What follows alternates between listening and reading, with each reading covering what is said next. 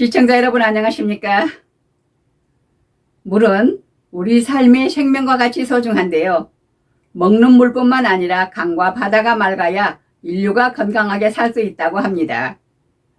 우리의 식량인 통일벼 보급의 공로자이신 안종성 박사가 연구 분석한 삼중수소에 대하여 알아보았는데요.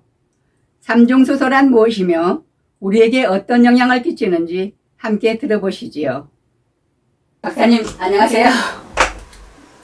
네, 연구실 분위기가 많이 변했는데요.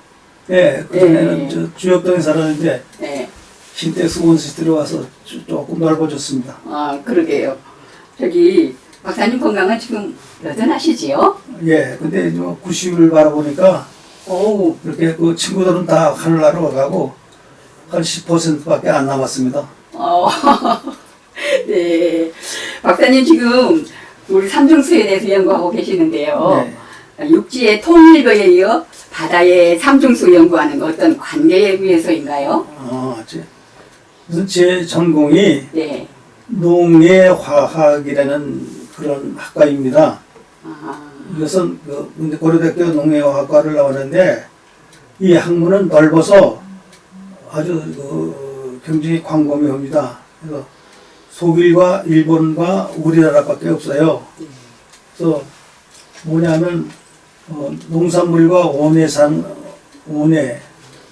원예작물의 모든 생산물, 즉 식물과 토양, 그 다음에 물, 그런 걸 전부 배웠고, 그다음부터 식품 영양 발효 같이 또 지금 유행하고 있는 콩으로 만든 그런 제품들을 많이 연구하고 있었습니다. 그래서 이게 식량도 연구하고 그 다음에 물도 연구하게 됐습니다. 네. 몇 년 전 세상을 떠들썩하게 만든 왜 일본의 원자력 발전소 삼중수 방류 사건 있잖아요. 지금도 기억이 생생한데요. 삼중수소가 무엇인지부터 설명해 주시면 좋겠는데요. 예. 삼중수소는 수소의 동위원소입니다. 그 말은 뭐냐면 성질은 같고 무게가 달라요. 그래서 수소는 삼중수소, 중수소, 또 수소가 있습니다. 그런데 핵 폭발이나 발전소에서도 생성되는데 또 자연적으로도 많이 생성이 됩니다. 그런데 이게 왜 문제가 되냐면 물하고 결합돼 가지고 전 세계에 오염을 시키고 있어요. 그거를 이제 감시하기 위해서 국제 원자력 기구에서 동위원소 수문 기술실이라는 그 기구를 만들어 가지고 이거를 그럼 이왕 뿌려놓은 그 동위원소를 가지고 순환에 대한 연구를 하자. 그래가지고 많은 예산을 활용해가지고 동남아시아의 IAEA, RCA 국제 원자력 기구 지역사업 사업으로 사업을 수행했는데 그 당시에 제가 우리나라 대표로 선발이 되었습니다. 그래서 비엔나에 있는 국제 원자력 기구와 호주 원자력 연구소를 왔다 갔다 하면서 거기서 삼중수소에 대한 연구와 물순환에 대한 연구를 시작했습니다. 네. 그럼 우리나라에서도 원자력 발전소에서 삼중수 방출이 있을 터인데 그 삼중수가 우리 인체에 실제 어떤 영향을 미칠 수 있을까요? 어느 발전소들은 전부 나오는 건 아니고 중수로를 하는 그런 발전소에서 나옵니다. 왜냐면 중수를 감속제로 쓰고 그러니까 아무래도 공기로 해가지고 외부로 유출을 합니다. 그런데 그 기준치가 있어가지고 그 기준 굉장히 엄격하게 관리를 해가지고 현재까지 우리나라에서는 별 문제가 없습니다. 아, 그래요. 다행입니다. 그 일본의 후쿠시마에서 방류하면 우리나라 해안까지 도달하는데 얼마나 걸릴까요? 예, 잠깐 그 후쿠시마 그 사고는 예. 2021년 3월 11일 날 그 아파트에서 9.1이라는 지진이 발생해가지고 원자력 발전소를 덮쳐서 폭발이 돼가지고 많은 그 방사성 물질들을 배출했습니다. 그래서 이것이 우영우니까 일본에서는 그거를 탱크에다 이제 보관했다가 관광기가 지나고 그러려면 그리고 좀 그러고 있는데 너무 많이 남으니까 할 수 없이 그 바다에다 유출하려고 그러는데 그 유출하기 전에 알프스라는 그런 장치를 해가지고 쭉 말하자면 요과기입니다. 요과기를 통해서 방사능 물질들을 요과하는데 딴 방사능 물질들은 거의가 그 요과기를 걸러냅니다. 그러나 삼중수소는 물 자체이기 때문에 이게 필터가 안 돼요. 그러니까 정화가 안 되고 그래서 거기서 알프스를 통과한 물을 바닷물에 희석해가지고 이제 태평양 쪽으로 해양 방출을 하고 있습니다. 그래가지고 그게 뺑 돌아가지고 태평양을 돌아가지고 우리나라에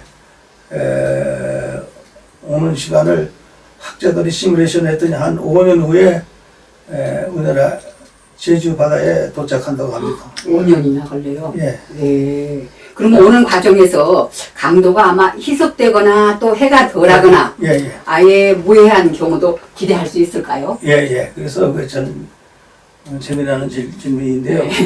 이거 제가 나중에 말씀드리겠지만은 국제연합 국제 원자력기구에서 연구비를 타가지고 연구를 했는데 그때는 그 한강이 오염이 됐어요. 그 다음에 낙동강도 오염이 되고 그 다음에 제주에도 많은 지하수를 써가지고 해수가 침투됐더랬어요. 그걸 연구하는데 반드시 삼중수소가 필요해가지고 가만히 생각할 때 이게 그냥 사이드로 연구를 한 거예요. 우리나라에 현재 25개, 그 다음에 일본이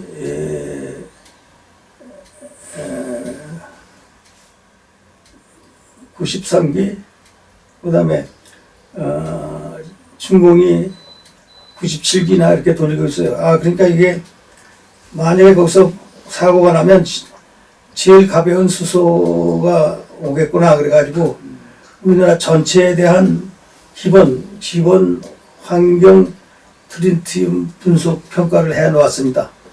이것이 기본 자료입니다. 네. 일상의 생활에서 우리가 삼중수소를 어떻게 이용하고 있는지 그것도 궁금한데요. 그 삼중수소가 사실 굉장히 비싼 물질입니다. 즉 그때는 왜 야광시계, 그 다음에 그 비행장의 유도장치, 그 다음에 비상구, 또 낚시했지 이런 데 이용합니다. 왜냐면 전기가 만약에 나가도 그 방사선 때문에 그 인간 물질을 자극해가지고 빛이 납니다. 그런데 많이 이용합니다. 사람한테는 잘못 쓰면 해로운데 또 유익하게 쓴 데가 많나 봐요. 그렇죠. 그런데 그 사용하는 거는 전부 인체에 해롭지 않을 정도로 해가지고 전부 제조하기 때문에 그래서 옛날에는 그 야광시계가 굉장히 말하자면 시교에 아주 굉장히 그 새로운 부자들만 찾는데 그렇죠. 지금 근데 그게 만약 깨지면은 문제가 되는 것 같습니다. 예. 아, 박사님은 일의 욕심이라고 할까요? 연구의 욕심이라고 할까요? 우리나라 최초로 동위원소 수문학을 시작하셨다는데, 아, 저희로서는 아주 생소하거든요. 예. 예, 어떤 분야인지 먼저, 그리고 또 우리 생활에 어떤 영향을 주는지도 좀 알려주시면 좋겠습니다. 그래서 아까도 말씀드렸지만은 그 강대국에서 핵실험을 해가지고 비와 눈과 섞여가지고 전 세계를 오염시켰기 때문에 그 삼중수소를 가지고 추적자로 이용해가지고 한강물이 80년대에는 굉장히 오염이 됐습니다. 예를 들어서 한강 옆으로 지나가면은 냄새가 나고, 그 다음에 서울 시내에는 그 당시에 상수도가 보급이 안 돼가지고 5천 개의 우물이 있었습니다. 그 다음에 그 하수도 그냥 정화도 안 하고 한강물로 방출을 해버렸습니다. 그래서 그때 그 행주산성에서 잡은 물고기가 등이 꼬부라지고 냄새가 나서 매운탕을 끓여 먹지 못한 그런 생각이 납니다. 그래서 그 오염된 한강물이 서울 시내에 지하수로 들어가나 안 들어가나를 연구를 했습니다. 그 결과가 하여간 확실하게 결과를 나왔기 때문에 국제연합에서도 굉장히 환영을 했습니다. 그런데 조금 살펴보면 상류에는 지하수와 강수가 한 3개월 이상 조율하지 못하고 왔다 갔다 하고 서로 교환이 되고, 그런데 그 다음에 도심 지역에는 갈수기에 오염된 강물이 지하수로 들어오는 현상을 발견했습니다. 그러나 그 지하수가 들어올 때 땅과 암석에 필터가 돼가지고 효과가 돼가지고 오염물질은 침투하지 않고 있었습니다. 그 다음에 한강 하류에는 1960년도 이전에 물이 저유되어 있어서 아주 오래된 물로 구멍이 되었고, 또 낙동강 유역에 거기에 염색 공장이 많아요. 그래가지고 그 물을 많이 쓰고 또 100m, 200m 깊이로 우물을 파가지고 쓰기 때문에 그 강물이 침투되는 현상을 발견했습니다. 그 다음에 재미있는 거는 제주도에는 천상 지하수밖에 없는데 그게 화산성 성미이기 때문에 비가 오고 나서 몇 시간이면 그 냇물이 건천이 돼버려요. 전부 바다로 흘러내려가 버려요. 그래서 그 평지에 얼마 안 되는 지하수인데 이것을 개발해가지고 사용하고 있는데, 동부지역 일부 지역에는 너무 많이 그 지하수를 쓰기 때문에 해수가 침투가 되는 현상을 발견했고, 그래서 거기는 해발 200m 이상에서 지하수를 개발해야 되고, 그런데 우리가 그 연구한 결과는 그 지역에는 우리가 시공해서 사용하는 식수로는 사용을 못하고 공업용수까지는 사용하게 됐습니다. 근데 왜냐하면은 그 섬 지역은 굉장히 특수한 지하수가 돼서 어느 정도 이렇게 해수가 들어가면 밀어내지를 못해요. 그러면 폐수가 됩니다. 폐도가 돼요. 물이 없어가지고. 그래서 그리스 어느 섬에서는 폐도가 됐습니다. 그리고 이제 또 아까 말씀드렸는데 하나 재미난 거는 이게 만약에 이웃이나 우리나라에서 발전소가 사고가 났을 때 제일 먼저 오는 게 수소니까, 수증기니까 딴 거는 무거워서 중간에 떨어지고 그 다음에 반강기가 죽어서 떨어지는데 삼중수소는 반감기가 12년입니다. 12년쯤 되면 그 에너지가 반씩 줄어요. 그때 이게 우리나라의 그 환경 삼중 수소를 조사 측정해 놨구나 그런 아이디어가 나가지고 이건 사이드로 그 제주도 앞바다서부터 백록단서부터 동해안, 서해안, 대전, 서울, 휴전선, 백두산까지 그 시료가 있어야 되는데 우리 그 당시에 굉장히 어려웠습니다. 왜냐하면은 중국하고는 국교도 없었고 6.25 때 중국군이 평택 오산까지 왔지 않습니까? 그런데 그런 국가인데 그 국제연합에서는 연구 발표를 1년은 자유지국가, 그 다음에 고담년은 공산주의국가에서 번갈아 가지고 연구 발표를 했습니다. 근데 마침 80년에 중국 북경 우라늄 지질연구소에서 발표회가 있습니다. 대개 보통 2주일간인데 1주일간은 각 나라의 연구 결과를 발표하고 평가하고 일주일은 하남성 일대를 시험지 답사하는 그런 프로그램이 있었습니다. 그래서 이때다 해가지고 이제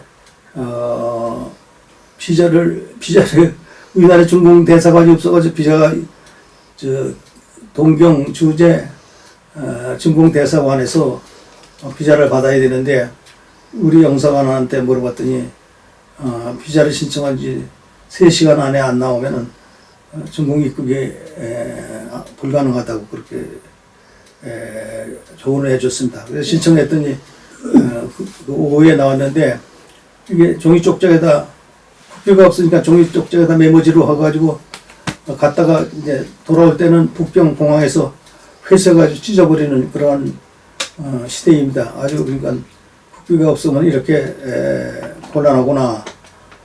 그래가지고 하여간 회의를 일주일이 끝나고 딴 사람들은 하남선 그 일종의 한 여행이죠. 일대를 시찰하러 갔는데 저는 백두산 이때 백두산 가서 불을 떠가지고 삼중수소를 분석했거나 해가지고 그런 마음으로 예 책임져야 돼. 여비를 달랬더니 그런 가외 여비는 안 준다고 그래서 이때 집사람이 챙겨준 비상금이 있습니다. 그래서 우리 또래는 옛날에 어머니가 이제 6.25 때 애들한테 내복에 있는 고무줄 밑에다 비상금을 몰래 이렇게 챙겨주고 그랬습니다. 만약에 헤어지면 그 돈으로 연명하라는 그런 아주 슬픈 그런 기억이 있습니다. 그래서 집사람은 해외 출장 갈 때 비상금을 챙겨줬습니다. 근데 집사람은 평생 2세 교육에 봉사하였고 그래서 국민훈장 성유장을 받았습니다. 그래서 그때 아내가 챙겨준 그 비상금을 가지고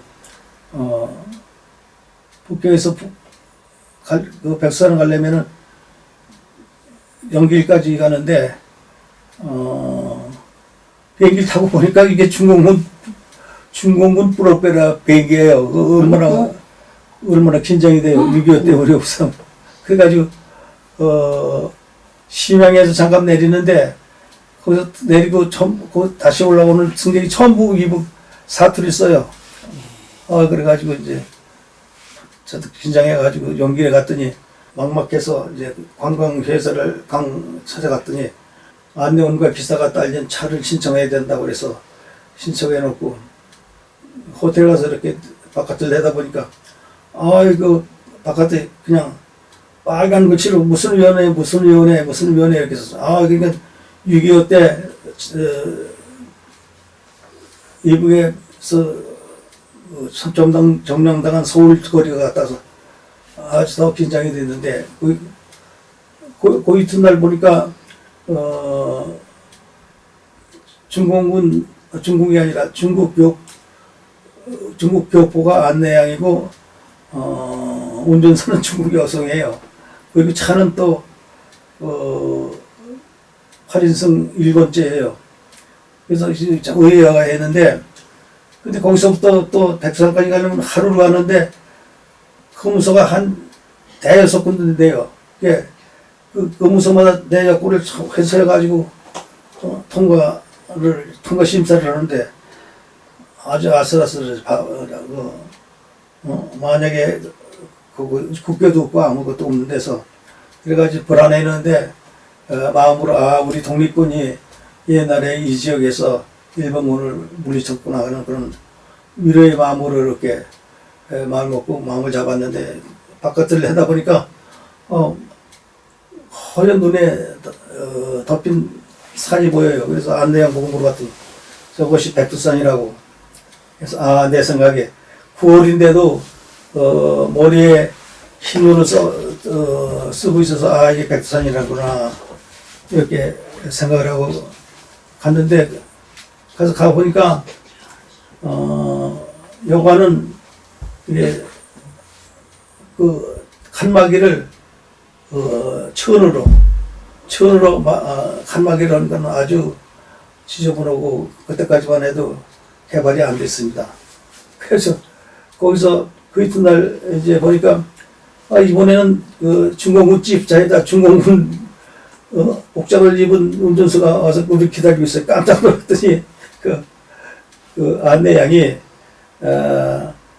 지금 중공은 사인방이 지나고 등서병이 경제 부흥을 하기 위해서 군용기나 군대 집자를 다 동원했다고 외화벌이라 해서 그때 그래서 이해가 갔습니다. 근데 그 집자를 타고 백두산 구분응선까지 올라왔어요. 근데 거기에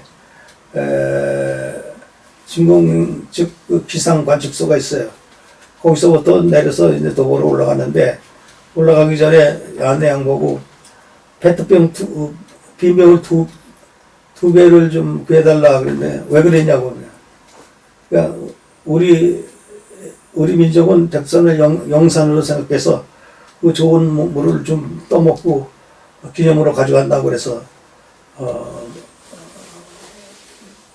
갖다 줘가지고 그 백두산 천지물을 떠고, 그 다음에 지하수는 용천수를 떠가지고 왔습니다.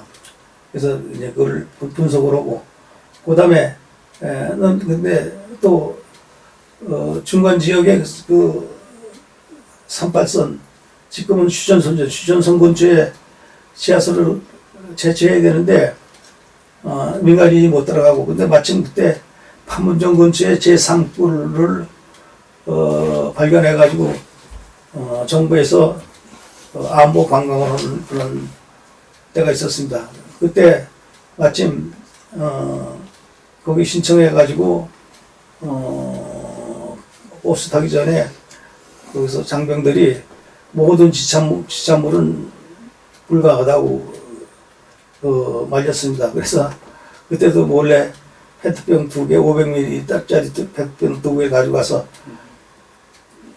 가져갔더니 그 입구에서 지참 불가능합니다. 그래서 아니 이게 하도 지하수가 맛있다고 소문이 나서 좀 떠먹고 가져가야 된다. 그래가지고 그 땅굴 깊숙이 있는 지하수와 폐먼 지표에 있는 지표수를 이제 또 가져와가지고 분석을 해가지고, 그건 지도에서 보는 식으로 보다시피 우리나라 전체에 한 번 더 전체에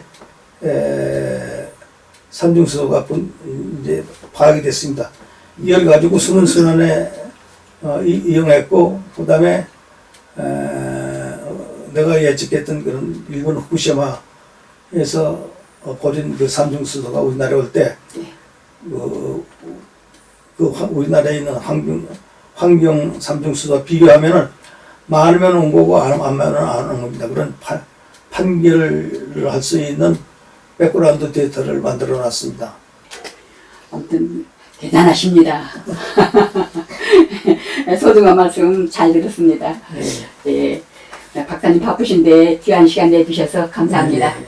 항시 건강하시고요. 예, 감사합니다. 예, 오래도록 예. 만수무강하시고 앞으로도 연구 많이 하실 거죠? 예, 예. 네, 여러 가지 감사합니다. 네. 예. 이상으로 실버니 뉴스를 마칩니다. 시청해주신 여러분 고맙습니다.